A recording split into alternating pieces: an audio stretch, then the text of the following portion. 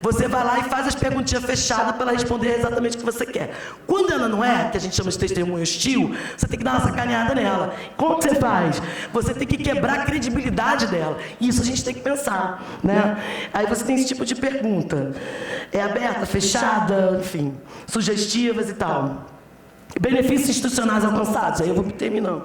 É visível melhoria na preparação para o plenário e tribunal do júri para todos os defensores públicos. Isso mudou minha vida, gente. Eu era uma retardada antes da teoria do caso.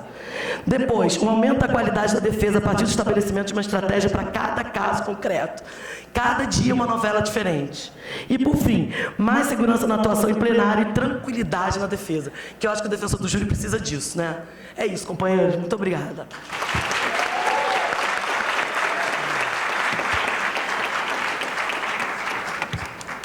Obrigado, Renatinha.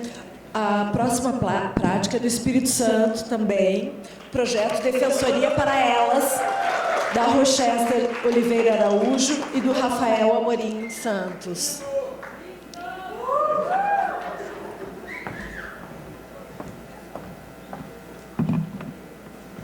Então, primeiro, bom dia a todos. Eu já vou dizendo, não se preocupe, da Rochester saiu no Diário Oficial lá do Espírito Santo, como doutora Rochester, então não fico tão preocupado com isso. E segundo, Renato, eu acho que a gente não se conhece ainda, você não me ama, mas você vai amar o projeto, eu tenho certeza disso. O projeto que eu vou apresentar agora é o Defensoria para Elas, tá? O projeto, na verdade, ele tem mais uma natureza de programa. Por quê? Ele foi criado numa ideia de diretrizes gerais, tem uma ideia de um projeto guarda-chuva, então a gente criou diretrizes gerais sobre a atuação da Defensoria Pública na concretização dos direitos das mulheres, na emancipação da mulher. E aí, a partir desse projeto guarda-chuva, que traça essas diretrizes, esses objetivos, qualquer defensor público ou qualquer núcleo especializado, ele pode apresentar uma ação ou um subprojeto para executar aquele programa. Então, nós temos uma facilidade, nós não precisamos concentrar a execução de um projeto em um núcleo específico ou em uma pessoa específica. Qualquer um pode submeter um subprojeto e aí vai, seguindo aquelas diretrizes, pode executar. Então, eu vim mais para apresentar uma dessas ações que foi realizada, que foi a atividade realizada pelo Núcleo de Execução Penal, que eu componho da Defensoria Pública. Essa ação, ela se iniciou na semana que comemora o Dia Internacional da Mulher, e o nosso objetivo, como nós atuamos na execução penal, foi focar na penitenciária feminina de Cariacica, que é a penitenciária que possui mais internas no Espírito Santo, né? Na época eram 280 presas. E aí, nosso objetivo foi, nessa primeira semana de atuação nesse projeto, fazer o maior número de atendimento possível nessa unidade. Nós já atendemos cotidianamente nessa unidade, uma defensoria pública atende lá, mas para a gente ter como um sinal de uma ação afirmativa, não daria conta de atuar como nós atuamos nos presídios masculinos. Então, nós decidimos fazer uma atuação mais complexa ali, e todos os defensores, os 7 defensores do NEP, atuaram durante uma semana naquela unidade. Nós atendemos 207 internas, ou seja, praticamente todas, nós só não atendemos as que eram presas provisórias, porque não era a nossa atribuição. Mas, para além de uma atuação focada no atendimento jurídico e processual, nós também resolvemos fazer outras atividades. A ideia do projeto Guarda-Chuva já foi utilizada nessa primeira ação aí. Dentro do projeto Defensoria para Elas, nós realizamos um atendimento noturno, por exemplo, que é um outro projeto que nós temos a Defensoria já apresentado. Então, as mulheres que trabalham, diversas das que estão no regime semiaberto, trabalham e passam um dia fora, não recebiam atendimento regular na unidade prisional, porque enquanto a gente atendia, elas estavam trabalhando. Então, dentro do programa Defensoria para Elas, nós realizamos um atendimento noturno. Além disso, nós também realizamos nessa semana uma exibição do Cine Defensoria, que eu acho que eu vou apresentar logo em seguida, que foi a exibição de um filme. O filme foi o Domésticas.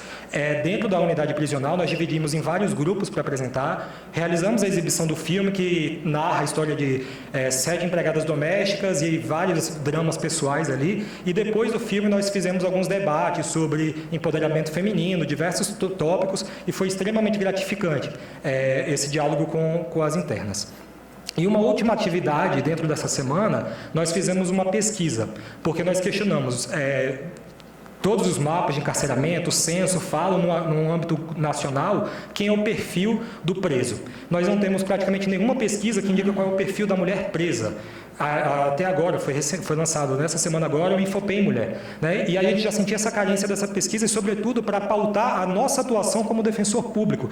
Quem é a mulher que a gente atende na Defensoria Pública, especificamente no âmbito da execução penal? Sempre que a gente tenta sensibilizar alguém sobre a vulnerabilidade da mulher que vai presa, nós temos que recorrer ao caso da Dona Maria e tentar narrar aquele... E nós sempre caímos nessa ideia de individualizar aquilo. Então, nós precisamos em fazer uma pesquisa para traçar o perfil da mulher presa ali na penitenciária feminina de Bubu.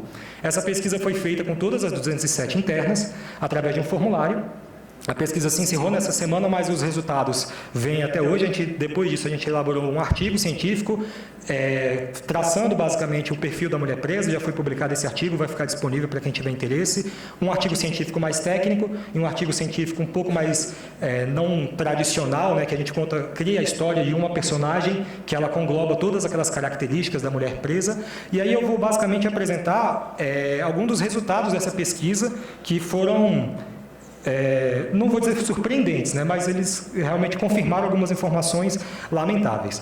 82% das mulheres presas naquela unidade estavam respondendo por tráfico de drogas.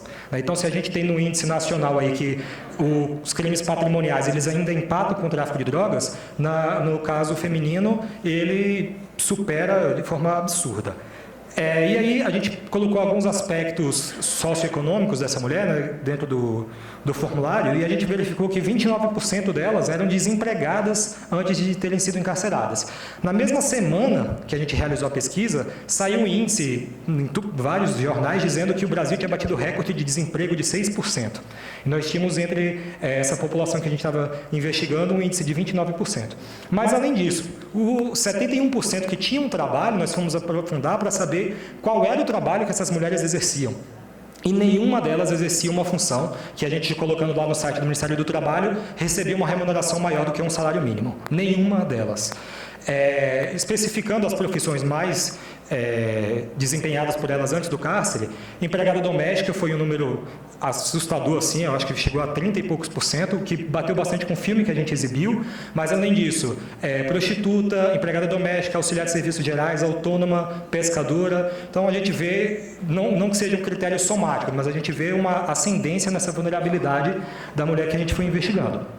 Além disso, 15% delas não possuíam filhos. Das que possuíam filhos, 44% possuíam 3 ou mais filhos. E a gente somando já com essa profissão que se ela pudesse exercer ou não, né, que poderia ser apresentada.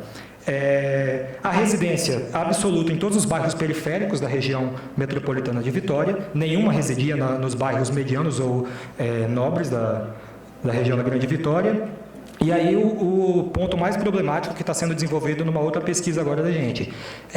Nós percebemos que a pena aplicada à mulher, ela era maior do que a pena aplicada ao homem. E a gente fez uma análise comparativa em relação ao crime de tráfico de drogas, e não porque a pena do tráfico é maior do que a pena dos outros delitos. No tráfico de drogas, a pena aplicada às mulheres eram maiores do que as penas aplicadas aos homens. E a gente começou a investigar também se existe dentro da sentença condenatória um discurso de gênero que utiliza esse aspecto para elevar a pena da mulher. E isso vem sendo confirmado. Isso vem sendo confirmado de uma forma lamentável, como diversos aspectos de estigmação da mulher, que ela deveria estar sendo exemplo dentro de casa, que ela deveria estar sendo aquela que realmente cuida de tudo e sustenta a família, ela está dando um exemplo contrário. Então a gente conseguiu comprovar ali uma tripla punição da mulher, né, dentro desse aspecto. Tem a questão também do abandono da mulher, pouquíssimos casos de relatos de mulheres que recebiam visita íntima, mas também visita de filhos e visita de qualquer tipo de parente. A questão do abandono processual, se a Defensoria Pública do Espírito Santo hoje atua em cerca de 92% dos processos de execução, no caso das mulheres esse número é ainda maior. Então nós temos também esse aspecto desse abandono. E aí, esses resultados eles foram apresentados, além do artigo, em algumas conferências, alguns seminários também. Desde que a gente começou a divulgar essa pesquisa, sempre vem recebendo convite para apresentar e aprofundar, né, e cotidianamente melhorar essa pesquisa. Foi apresentada primeiro... num seminário jurídico da própria Universidade Federal, com a Luciana Boitô, ela elogiou bastante a pesquisa, e a nossa intenção não é parar aí. Nós tivemos também, dentro do Defensoria para Elas, outras atividades mais recentes, fora do núcleo de execução penal, como no núcleo de educação em direitos e outras, mas como seria da minha atribuição do núcleo de execução penal, era essa a proposta, tá, de prática exitosa. Obrigado.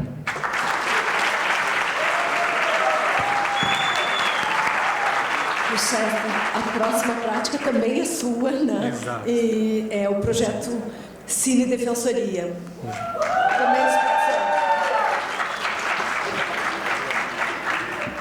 Então, gente, voltei, né? Olha só, o Cine Defensoria, ele é um projeto que ele está vinculado à coordenação de direitos humanos da Defensoria Pública. Aqui eu já saúdo Vivian, nossa coordenadora e idealizadora desse projeto. E aí, como surgiu esse projeto? Eu acho que todo mundo na graduação, ou quem dá aula na graduação também, pensa logo em utilizar o filme como um elemento para fomentar o debate. A ideia é basicamente essa, o nome já diz, Cine Defensoria, eu falei igual o Rafael, o nome é bem ilustrativo do projeto, mas a gente quer apresentar a forma como nós desempenhamos esse projeto, que eu acredito que ele traz diversas vantagens, certo? Esse projeto ele foi desenvolvido, como eu falei, junto com a coordenação de direitos humanos, e uma primeira ideia que nós fizemos foi criar um projeto realmente físico, formal, e apresentar a administração para receber o aval da administração. Com essa formalidade, a primeira vantagem que nós tivemos foi que nós conseguimos fazer uma parceria com um cinema da cidade, que é o Cine Metrópolis. É um cinema que ele já tem uma natureza mais contra-majoritária, ele não tem em cartaz filmes tão comerciais, tem filmes mais alternativos, e eles aceitaram essa proposta da gente de fazer a apresentação do Cine Defensoria ali, inclusive permitindo a entrada franca das sessões. Também foi possível firmar um calendário fixo, então já foi estabelecido um calendário anual, nós estamos agora a caminho da 7ª exibição esse ano, que eu vou falar no final, certo? Mas já ficou reservado ali que na segunda terça-feira do mês seria a sessão do Cine Defensoria, sai no folder lá da programação mensal do cinema, então isso dá uma possibilidade, uma manutenção mais fácil ao projeto. E uma terceira coisa que facilitou bastante a execução do projeto é que o próprio cinema ele tem uma estrutura, um network que ele tem para contatar produtores de filmes. Então, a primeira dificuldade que se tem para realizar esses projetos é você ter autorização para a exibição daquele filme de uma forma gratuita. Mas o próprio pessoal do cinema consegue a maioria dessas autorizações para a gente, porque eles conhecem os produtores, eles apresentam o projeto, dizem, olha, é um projeto que é voltado para o debate sobre direitos humanos. Então, a gente pega filmes temáticos, filmes nacionais, isso é um dos princípios do projeto também, utilizar filmes nacionais para fomentar a produção e também para dar uma acessibilidade maior à linguagem. E eles auxiliam demais a gente na escolha do filme e conseguir o filme. Depois do filme é realizado um debate, sempre com a presença de um defensor público e pessoas da sociedade civil organizada, pessoas que estudam aquela temática, são sempre temáticas relacionadas a direitos humanos. É feito um relatório ao final e a maioria dos produtores pedem esse relatório com imagens, número de pessoas que têm frequentado a sessão. Isso tem facilitado cada vez mais a gente conseguir outros filmes para exibir. Um dos resultados muito benéficos que nós tivemos aqui, em mais de uma oportunidade já, nós fomos procurados para fazer o lançamento de filmes. Por exemplo, na terceira edição, o pessoal do coletivo Intervozes procurou a gente para fazer o lançamento de um dos filmes deles no Cine Defensoria, lá no Espírito Santo. Isso foi extremamente gratificante. Agora, em dezembro, novamente, nós vamos fazer isso. E aí, novamente, com pouco esforço, nós conseguimos ganhar uma dimensão muito grande e muito rápida. Uma outra vantagem que eu posso apontar, na Defensoria do Espírito Santo nós não temos um quadro multidisciplinar.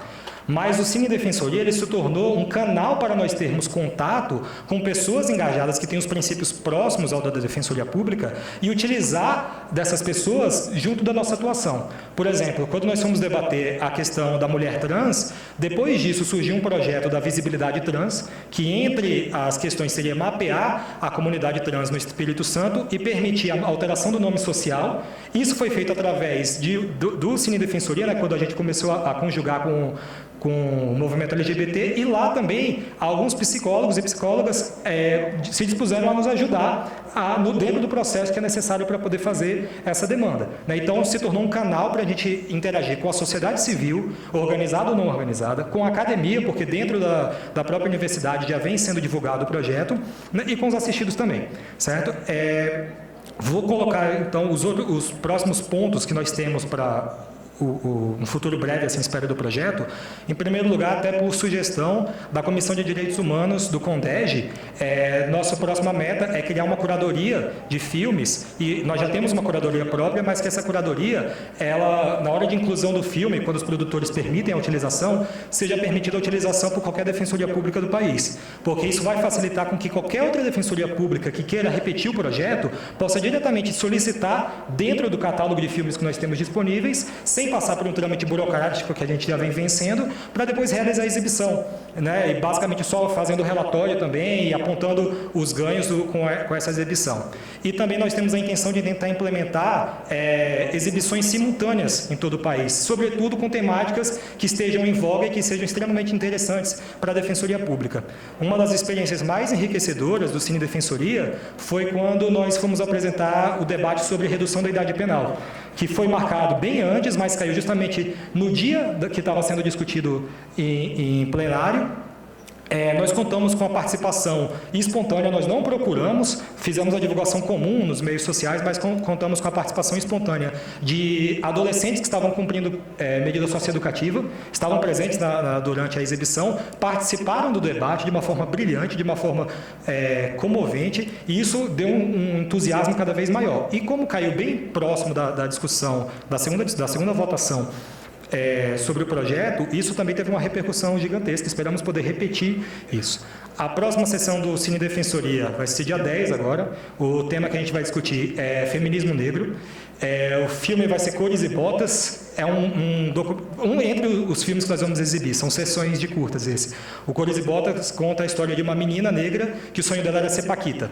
E aí ela sofre todo um karma, porque ela não consegue, ela fixa naquele padrão de beleza, e tem toda uma discussão, e é um filme extremamente sensível e muito bonito, tá? Então eu convido a todos, quem for, a pipoca vai ser por nossa conta lá, quem for lá no Espírito Santo assistir, e eu convido a todos, independente do resultado das práticas, a nos procurar para tentar repetir essa prática. Tem sido uma prática que, com pouco dispêndio de energia e basicamente com contatos, nós temos obtido resultados excelentes, não só no circuito tradicional da exibição mensal, mas já fomos convidados a fazer exibição em centro de recolhimento de pessoas em situação de rua, em faculdades particulares, na própria Universidade Federal do Espírito Santo, em diversos outros ambientes, certo? E o cinema, ele demonstra como, assim como o direito é a linguagem, o cinema também é a linguagem, é uma forma da gente fazer essa comunicação de uma forma que eu acredito que poucos instrumentos são capazes de realizar. Bom? Muito obrigado.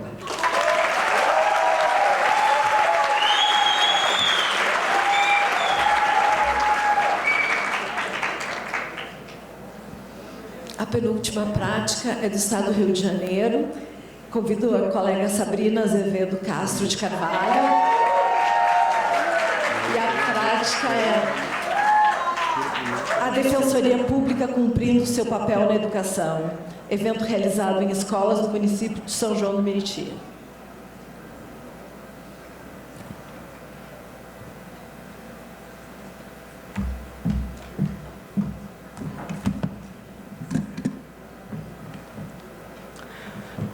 Olá, todos os colegas, cumprimento a mesa e cumprimento todos os colegas aqui presentes, os colegas do Rio de Janeiro. Faço um agradecimento especial à presidente da Disperja, Maria Carmen, que sem ela não estaria aqui, porque ela proporcionou todo o respaldo necessário para poder vir aqui apresentar essa tese, que ela intitulou como exitosa, que é um trabalho que eu faço há muito tempo. E agradeço também à Administração Superior por dar o suporte para a gente poder estar aqui presente no Congresso, né?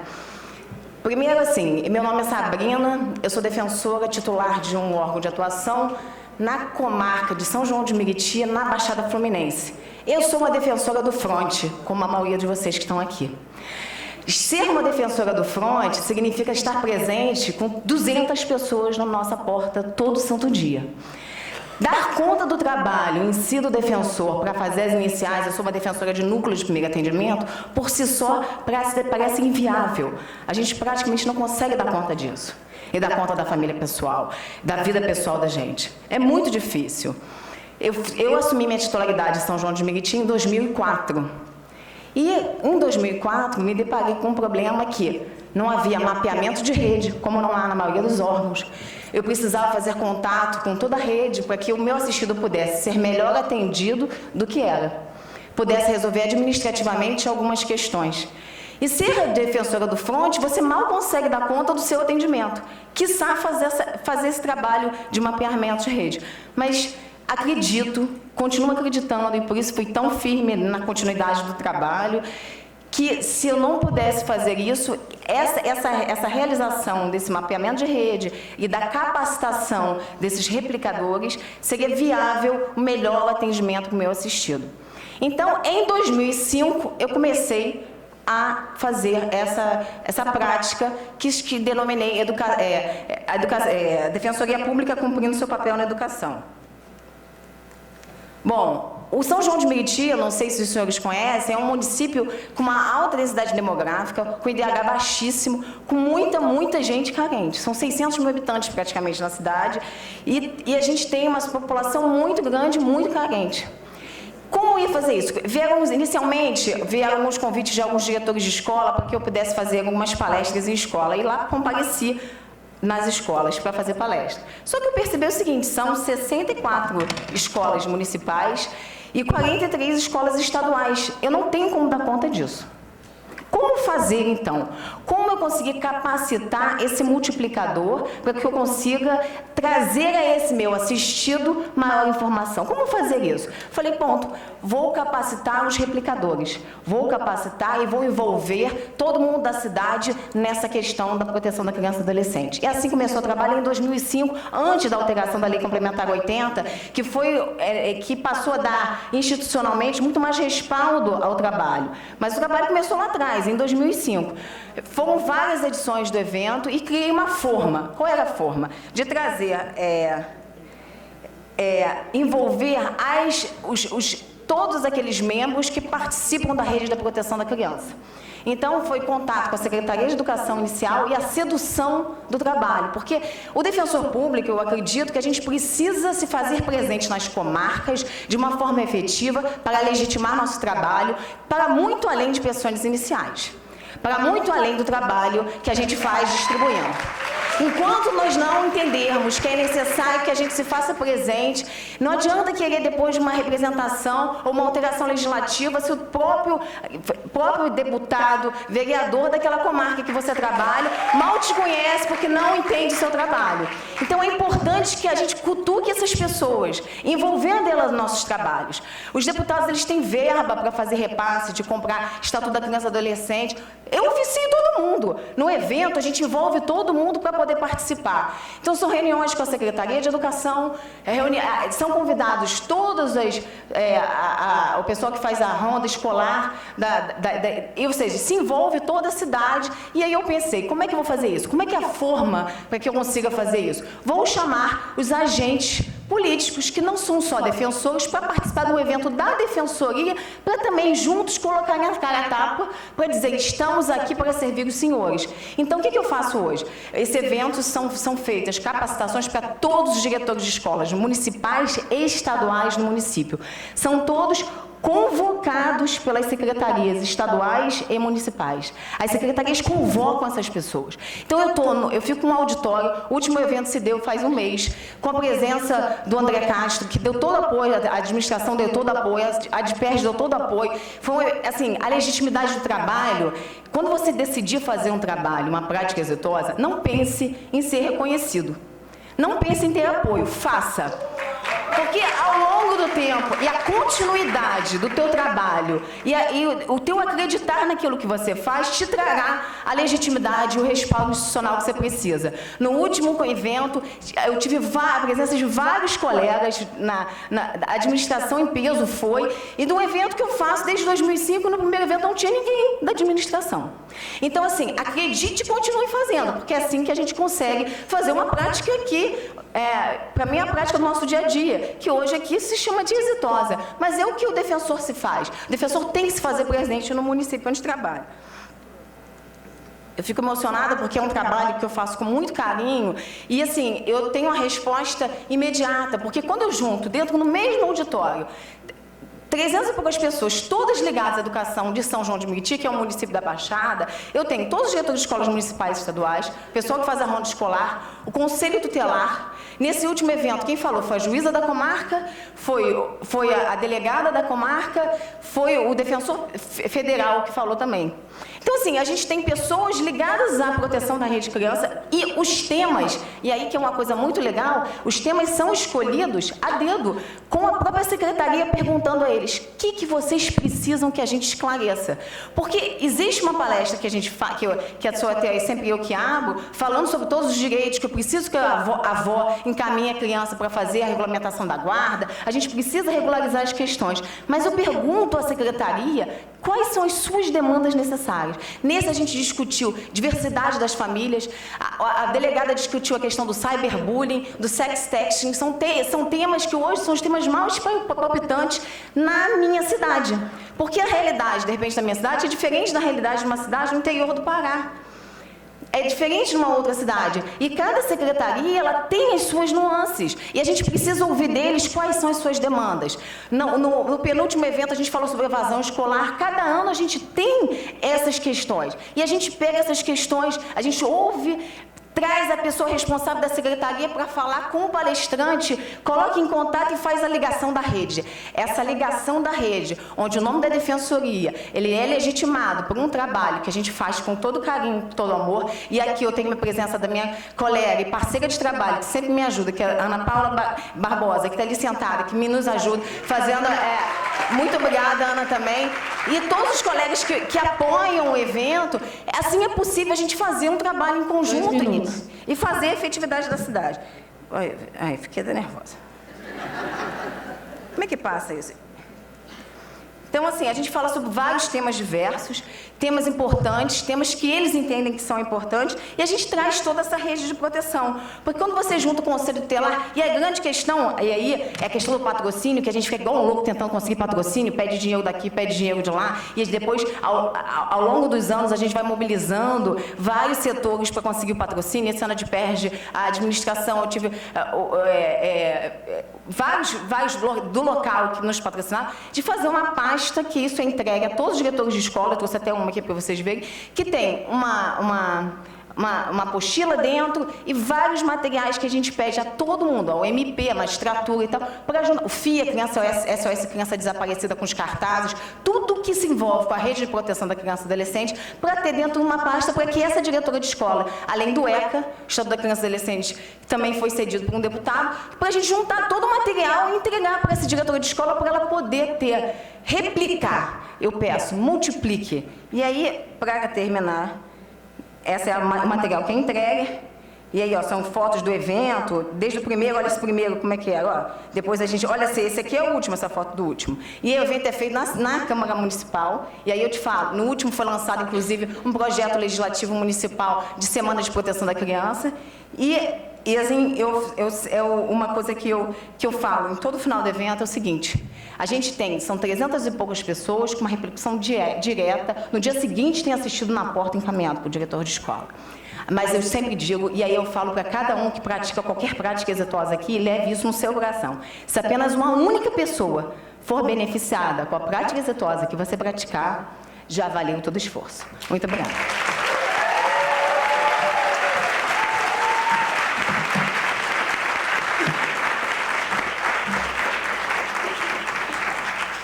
Parabéns. Gente, e por fim, a última prática, também do Estado do Rio de Janeiro, convido a colega Silvia Maria de Sequeira para apresentar a utilização do programa de computador Evernote para cadastrar os assistidos e seus processos.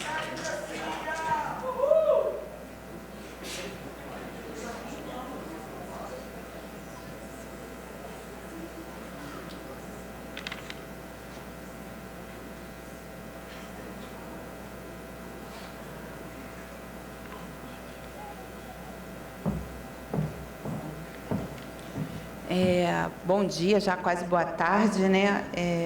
Eu primeiramente quero dizer, eu não me senti à vontade de apresentar essa prática, apesar de a gente já usar esse programa já tem uns 5 anos, e de algumas colegas, até a Vivian está ali, já ter me sugerido isso há algum tempo. Mas essa ideia não foi minha. Essa ideia foi de um ex-funcionário nosso, que infelizmente passou para o lado negro da força, né? Que ele, quando foi trabalhar comigo, eu atendi em 5 hospitais. E a primeira dificuldade, quando chegava o trabalho, era saber de qual hospital, em qual hospital aquela pessoa estava. E o trabalho que a gente fazia era com cadastro em ficha de papel, e cada hospital tinha uma pasta, e você tinha que localizar primeiro em qual hospital ele estava, para depois começar o atendimento. O rapaz novo não se conformou com esse tipo de trabalho. E gente nova entende de computador, né?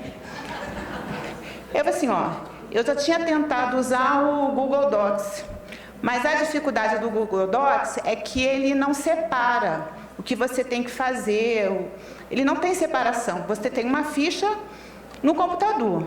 E eu tinha desistido. O Tiago Alves de Almeida, que eu até quis trazer aqui, mas ele não pôde vir. Ele procurou, pesquisou e me mostrou o Evernote. E eu adorei, gente. Olha, é fácil de usar porque eu uso. Se eu uso, qualquer pessoa usa. Não tem dificuldade nenhuma. Você tem que simplesmente baixar o programa no seu laptop, no seu computador, você pode baixar no celular, pode baixar no iPad. Você abre uma conta com um e-mail e escolhe uma senha.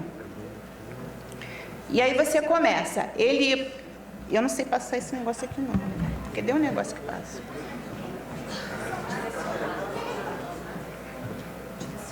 Aqui, já passou. Ele possibilita assim, que você separe em cadernos. Por exemplo, até hoje eu tenho mais de uma unidade, então eu tenho um caderno de notas para cada unidade. Cada preso, ele gera uma nota, que aí eu cadastro o preso com nome e RG. No Rio de Janeiro, o sistema da VEP funciona por RG, então assim, nome e RG, você consegue localizar a vida da pessoa. Aí você tem um caderno de notas e você faz a nota. Pode passar para mim, por favor? Isso, aí tem a nota. O programa, ele possibilita que você faça link. Você vê esse VEP em azulzinho, é o link, o hiperlink do processo dele na VEP. Você clica ali, já aparece o andamento no processo da VEP. O que facilita quando você atende o preso, quando você atende a família, você tem a informação do dia, do processo no dia da VEP. Não é aquela informação quando você fez o cadastro, não. Abre a página do TJ naquele dia. E a grande vantagem também... Pode passar outro, por favor? São as etiquetas, que isso aqui foi que apaixonou todos os meus colegas. Assim, não só eu, porque isso foi uma iniciativa desse meu funcionário. Eu comecei a usar. A minha colega da sala, Mariana, que está ali também, foi a segunda que começou a usar. E aí foi passando, porque efetivamente é esse programa que tem dado o mínimo de suporte para os defensores do Rio suportarem o aumento do efetivo carcerário. O Rio de Janeiro faz um atendimento já há muito tempo nas unidades prisionais. Esse atendimento era semanal, ele é semanal, e o volume é muito grande. Nós atendemos, em média, 60 pessoas por semana. Nas casas de custódia, o atendimento chega a ser de 200 pessoas por mês, ou mais, e a gente não dava conta. As etiquetas, elas permitem que você separe. A pessoa vai vencer. Essa etiqueta que a gente colocou aí, ultimamente eu estou numa unidade de pena alta, então assim, eu tenho preso que vai ter progressão de regime só em 2026, né? E aí, lá em 2026, se eu ainda estiver lá, eu vou clicar no mês que a pessoa tem o benefício e eu faço pedido. Pode passar outro, por favor? E esse aqui é a etiqueta do benefício já pedido. Então, assim, eu tenho três pedidos de LC feitos, gente. É pena muito alta, sabe? Quando eu consigo tirar alguém de lá, é milagre. Então, assim, eu separo, porque aí eu consigo acompanhar. Depois que faz o pedido, é o processo que eu preciso ficar olhando mais frequentemente para saber se a petição foi para o processo, se foi para o MP, o que foi, se o juiz já deferiu ou não. Pode passar, por favor. Esse programa, ele possibilita que você trabalhe online ou offline. Ele se pode usar mais de uma pessoa. Eu posso estar usando e meu estagiário estaria usando também. O estagiário só tem que saber a senha. E se duas pessoas alterarem a nota ao mesmo tempo, cria esse comando aí, alterações conflitantes. Aí você vai lá, vê qual é a alteração, escolhe uma nota e deleta a outra. Deixa eu ver aqui. A ideia inicial era que eu botasse o meu computador aqui e fosse passando, mas teve uma incompatibilidade técnica aqui. O que efetivamente me incentivou a apresentar essa prática foi lá a Força Nacional lá de Pernambuco, que não é Força Nacional mais, né, Defensoria Sem Fronteiras, que eu participei, porque... Poxa, os colegas, a Mariana e o Arthur, fizeram um trabalho primoroso, montaram um esquema de computador na unidade, de computador no fórum, mas o atendimento foi todo feito em ficha de papel. E se tivesse sido usado um programa, a gente teria deixado toda a vida dos presos atendidos, cadastrado, todas as petições feitas, todos os HCs feitos, numa forma que os colegas poderiam acompanhar. Por exemplo, assim, no meu estado, recentemente a gente mudou de unidade, fez uma de redivisão interna. Então, quando eu escrevi essa prática, eu tinha 2 casas de custódias. E agora eu tenho outro presídio, é o presídio de pena alta. Eu deixei as minhas notas para o colega que ficou no meu lugar e recebi a nota da outra colega. Você não tem uma descontinuidade. Então, quando eu atendo o preso fala assim, mas a outra defensora falou isso. Não, a outra defensora não falou isso não, está aqui, ó. 2 minutos. A defensora falou isso. Então, você tem uma continuidade de serviço, você possibilita uma quantidade de serviço. Isso, assim, gente, porque o trabalho da gente, com essa quantidade de preso, ou em qualquer outro órgão, está impossível.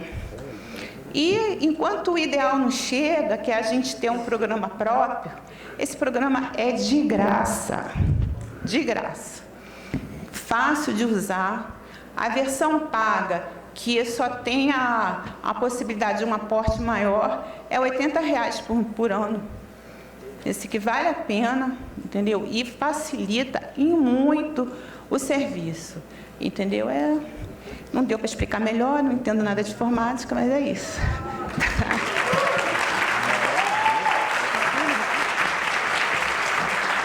Parabéns. Parabéns a todos os estados que apresentaram práticas, foram 9 estados. A gente vai fazer um intervalo de 10 minutos para somar as notas e apurar. A professora Sadek, 10 minutos, talvez 15. Professora Sadek tem que ir para o aeroporto, tem que passar no hotel antes. Então, um intervalinho e daqui a pouco a gente chama para anunciar os vencedores. Muito obrigada.